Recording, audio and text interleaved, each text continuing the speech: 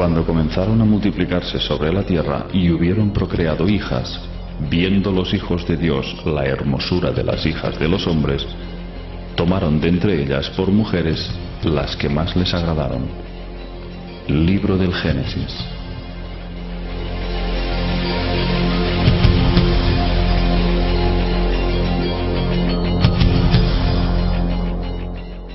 Hace unos 13.000 años, los jóvenes astronautas Anunnaki se sintieron sexualmente atraídos por las hijas de los hombres y tuvieron relaciones carnales con ellas. En los textos se describe como el dios Enlil estaba furioso por la lujuria y el sexo que se había desatado en la Tierra entre Anunnakis y seres humanos. Sus fornicaciones se escuchaban en todos los rincones y sus lamentos perturbaban el sueño de Enlil. Los Anunnaki gozaban de una existencia placentera al lado de aquella raza híbrida que se había convertido en su inseparable compañía.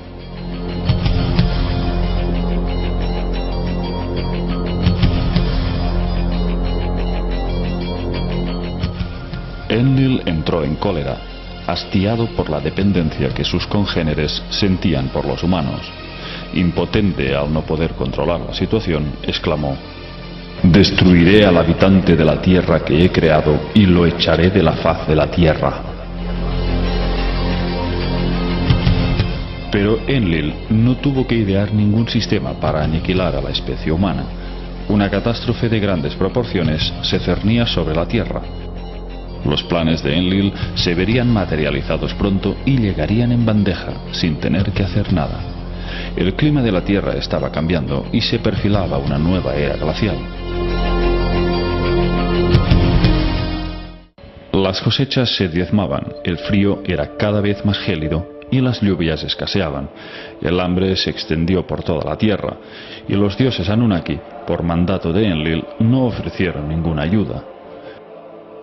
Enki proclamaba piedad para los pueblos hambrientos, pero la crueldad de su hermano imperó con mano firme.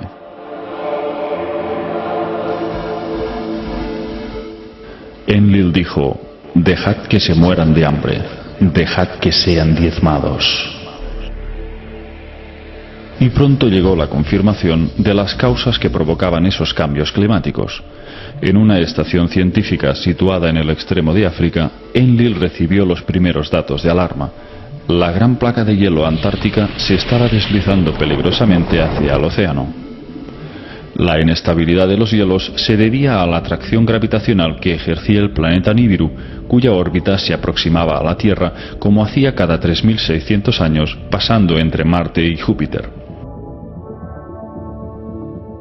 En cada paso próximo ejercía unos efectos de desequilibrio terráqueo, tanto a nivel magnético como climatológico.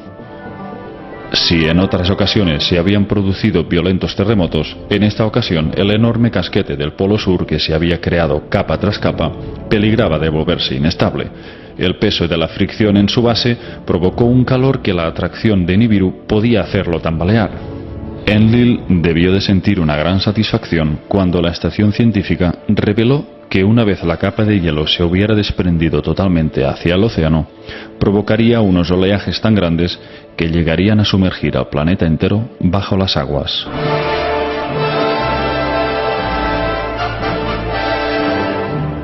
Aquel peligro inminente quedó confirmado por los Izizi que orbitaban la Tierra. Entonces se decretó una asamblea excepcional en la que acudieron todos los mandatarios Anunnaki para trazar las pautas a seguir. La gran convocatoria tuvo lugar en Sipar, el puerto espacial. Enlil comunicó cuáles habían de ser las directrices. Ordenó que se guardara estricto silencio para que ningún ser humano supiera nada de la catástrofe que se cernía. De este modo, se lograría la total aniquilación del ser humano en el planeta. Por supuesto, Enki protestó enérgicamente y se opuso a obedecer sus órdenes, pero ante la furia creciente de Enlil, finalmente cedió y prometió guardar total silencio. Al mismo tiempo, se preparaban varias naves para partir.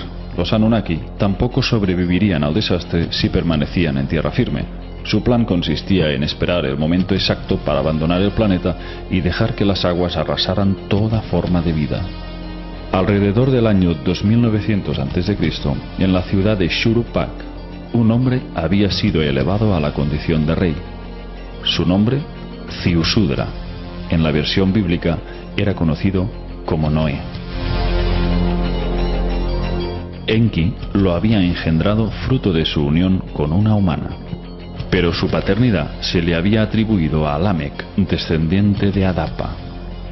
En el libro de Enoc se nos detalla que Matusalén había elegido una esposa para su hijo Lamec.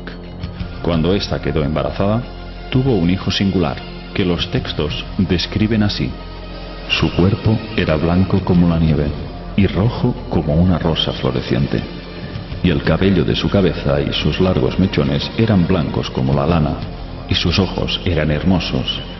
Y cuando abrió sus ojos, iluminó toda la casa como el sol, y toda la casa estaba resplandeciente. Después del nacimiento de Noé, Lamec corrió hacia su padre y le dijo: he engendrado a un extraño hijo, distinto y diferente del hombre, y parecido a los hijos de los dioses de los cielos, y su naturaleza es diferente y no es como nosotros. Y me parece que no ha nacido de mí, sino de los ángeles. De modo que, siendo Noé Ziusudra, hijo de Enki, éste no permitiría que fuera borrado de la faz de la tierra, y depositó en él todas sus esperanzas para salvar la semilla de la humanidad. Pero fue una experiencia espiritual lo que le hizo tomar la decisión definitiva. Una noche, Enki tuvo una visión reveladora. Se le apareció un ser llamado Gazu, resplandeciente como los cielos, que le instruyó y le cedió una tablilla con un dibujo de una embarcación sumergible. Estas fueron sus palabras: ahora toma el hado en tus manos para que los terrestres hereden la tierra. Llama a tu hijo Ziusudra, revélale la inminente calamidad sin romper el juramento. Dile que construya una embarcación que pueda soportar la avalancha de agua, una embarcación sumergible, semejante a la que te muestro en esta tablilla, que se salven él y su familia, y que lleve también la simiente de todo lo que sea valioso, sea planta o animal. Esa es la voluntad del Creador de todo.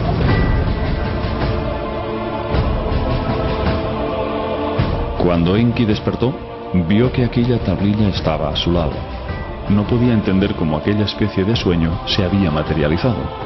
Cogió la tabla y vio la imagen de aquella embarcación con cada una de sus medidas para construirla. Entonces supo que su hijo Ziusudra era el elegido para salvar a su amada humanidad.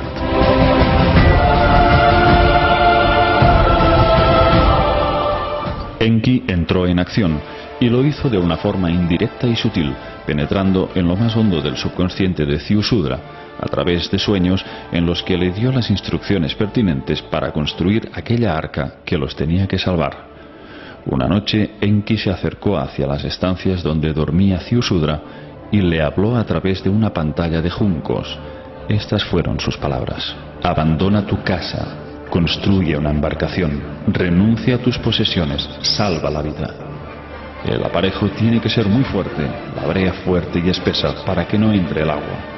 Que sea una embarcación que pueda darse la vuelta y caer para sobrevivir a la avalancha de agua. Construye la embarcación en 7 días, reúne en ella a tu familia y a tus parientes. Acumula en la embarcación comida y agua, lleva también animales domésticos. Después, en el día apuntado, se te dará la señal. El día esperado llegó y las primeras señales del desastre se manifestaron.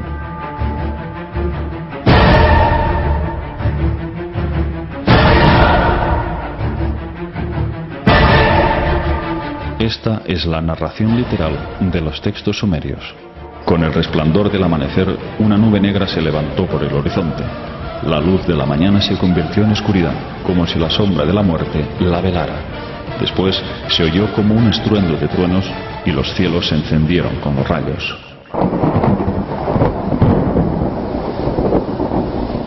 Una capa de hielo golpeó contra otra capa de hielo. De pronto se levantó una gran ola.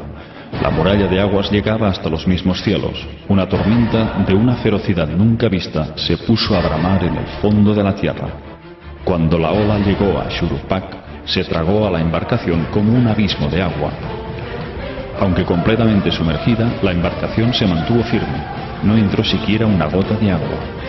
En el exterior, la ola de la tormenta tomó desprevenida a la gente como una batalla mortal. Nadie podía ver a sus semejantes, el suelo se desvaneció y solo había agua.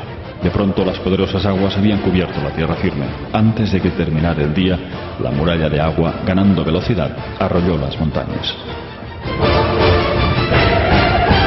Los Anunnaki observaban la dramática escena desde las alturas, a bordo de la nave espacial que se elevaba en los cielos. Todos pudieron ver cómo se extinguía la vida.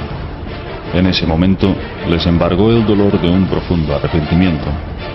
Todos los Anunnaki se dieron cuenta de cuánto habían amado a la Tierra y a la humanidad.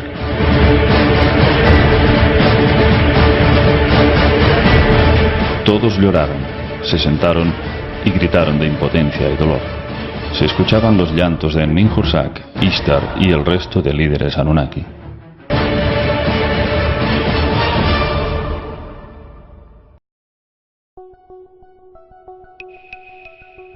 Después de 40 días, las aguas descendieron y los Anunnaki comenzaron a tomar tierra. Sus naves bajaron sobre el monte Ararat, ya que sus picos fueron los primeros en emerger de las profundidades. Era la zona más alta del cercano oriente.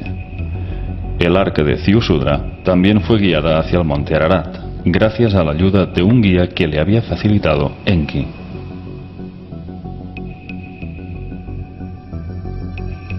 Cuando aterrizó la nave de Enlil, este vio llegar a Ziusudra con su embarcación hacia el monte. Enlil estalló de ira al ver que la semilla de la humanidad se había salvado. No podía tolerar que un pequeño grupo de humanos hubieran sobrevivido. Pero Enki consiguió persuadirle. Le hizo razonar el hecho de que todos los Anunnaki necesitarían el servicio y la ayuda del hombre para reconstruir el nuevo mundo. Entonces Enlil bendijo a Ziusudra y a sus hijos, y les dijo: procread y multiplicaos, y volved a llenar la tierra.